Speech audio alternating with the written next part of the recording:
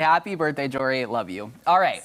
It is now time for another edition of our weekly Dollars and Cents. And Tom joins us now from the Resource Center in Springfield. So what can you tell us, Tom? I can't tell you where he's registered. I don't know. You didn't let us know.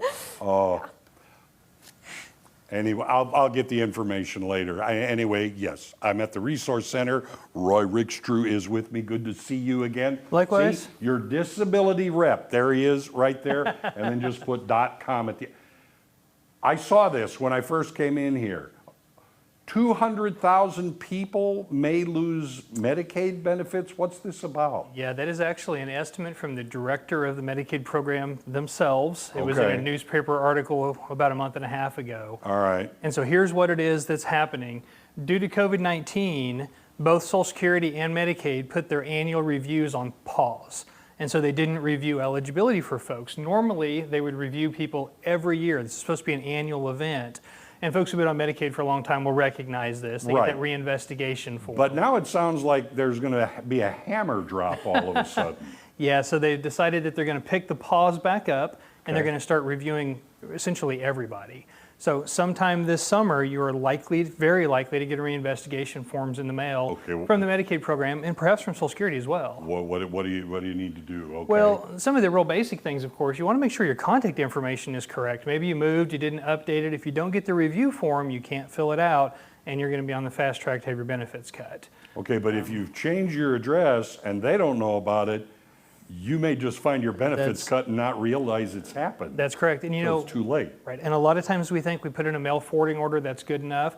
A lot of times government mail does not forward. It comes back to the agency. That's one of the ways that they're able to keep track of where people are and keep the benefit rolls up to date and current. Okay. Don't ignore this. I mean, if you ignore this, they're going to shut you down. Yeah. And of course, you want to make sure that you keep your documents in order. They're going to look at your income, your resource eligibility, and if you're on one of the adult disability-based programs, they're going to pull your medical records and make sure that you haven't improved, that your disability continues. Okay, and once again, this is like from the director. This is not just something people are talking about. This is the real deal. You and I didn't make this up before you came in. This is the estimate from the director, and you know, it may be low.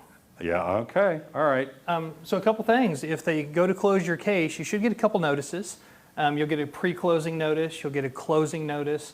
Both of those forms are very, very important for you to take consideration of and make sure you keep track of. Something that's very, very, very important here is that if you are receiving benefits and they go to close your case, they'll send you a notice. If you appeal that closure within 10 days, you keep your benefits in place while you work out the appeal. And if you don't? Then they close you and you do without until it gets resolved. You've got to try to do catch up. That's right. So we got to be very timely on this. Okay.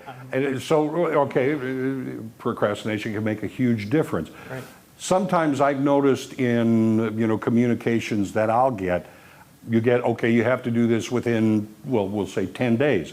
However, the date on the letter may already be 5 or 6 days old. Yeah, so Social Security speaks to this specifically, and Social Security looks at this and gives 5 days for mailing time. Okay. So you've got a little bit of wiggle room built in, but that 10-day notice is very important, especially if you're needing to pick up medication, if you've got pending doctor's appointments, those sorts of things. Yeah, so don't wait. So here's what's really important takeaway from this. If you're receiving disability-based Medicaid, if they found that you're disabled and they're going to take your benefits away, you're going to lose those, we need to talk.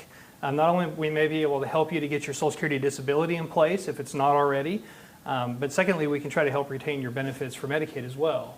The other thing that's important is if the state is paying for your Medicare premium, your $164.90, and they send you a letter that they're going to stop that or they may be stopping that, I need to talk to you then as well.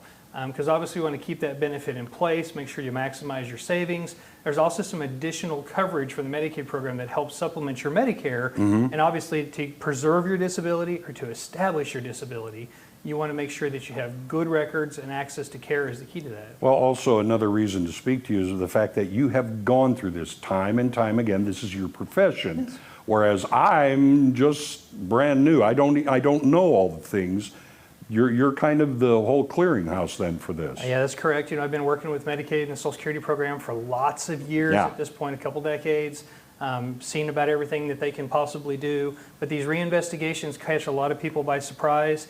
And I hate the idea of people doing it without their medication because they miss a letter. Do you have a timeline? Is it already going on, or you look for it to start? Started them back up in April. They'll continue until they get caught up. So this is something that's going to be around for a while. All right, there's your QR code right there, yourdisabilityrep.com.